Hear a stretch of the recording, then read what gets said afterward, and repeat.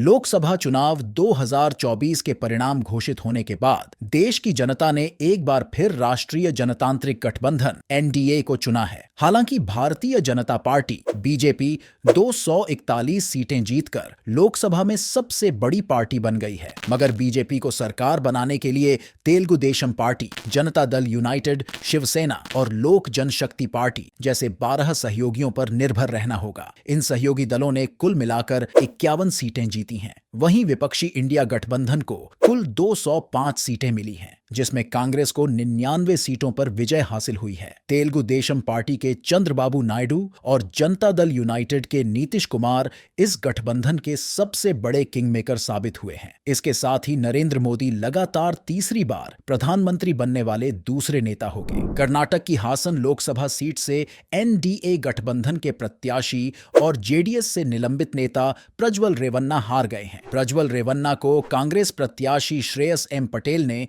42,649 वोटों से हराया है। गौरतलब है कि लोकसभा चुनाव 2024 के दौरान प्रज्वल रेवन्ना पर कई महिलाओं के साथ रेप करने और यौन उत्पीड़न के आरोप लगे हैं, जिनकी जांच जारी है। लोकसभा चुनाव 2024 में पश्चिम बंगाल की कृष्णानगर लोकसभा सीट से तृणमूल कांग्रेस टीएमसी की उम्मीदवार महुआ मोइत्रा ने एक ऐतिहासिक जीत दर्ज की है। महुआ मोइत्रा ने भारतीय जनता पार्टी बीजेपी की उम्मीदवार राजमाता अमृता रॉय को बड़े अंतर से हराया। उनकी यह जीत उनके राजनीतिक करियर में एक महत्वपूर्ण मील का पत्थर साबित हुई है। गौरतलब है कि महुआ मोइत्रा को नकद और उपहार लेकर संसद में सवाल पूछने के मामले में उनकी लोकसभा सदस्यता को रद्द कर दिया गया था। महाराष्ट्र के नासिक से एक बड़ी खबर सामने आई है। भारतीय वायुसेना का सुखोई लड़ाकू विमान दुर्घटनाग्रस्त हो गया है। इस दुर्घटना की खबर से पूरे देश में चिंता की लहर दौड़ गई है। हालांकि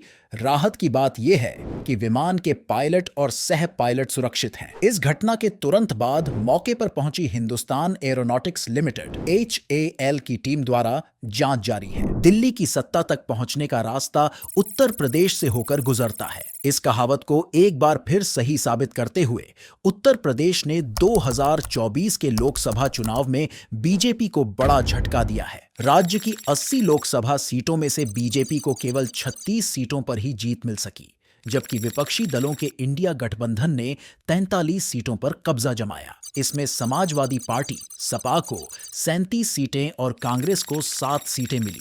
यह परिणाम बीजेपी के लिए न केवल निराशाजनक है, बल्कि केंद्र में सरकार बनाने के उसके प्रयासों के लिए एक बड़ा रुकावट भी है। अगर आपको इस खबर से जुड़ी और जानकारी चाहिए हो तो हमारे YouTube चैनल को सब्सक्राइब करें, शेयर करें और बेल आइकन को प्रेस करें। धन्यवाद।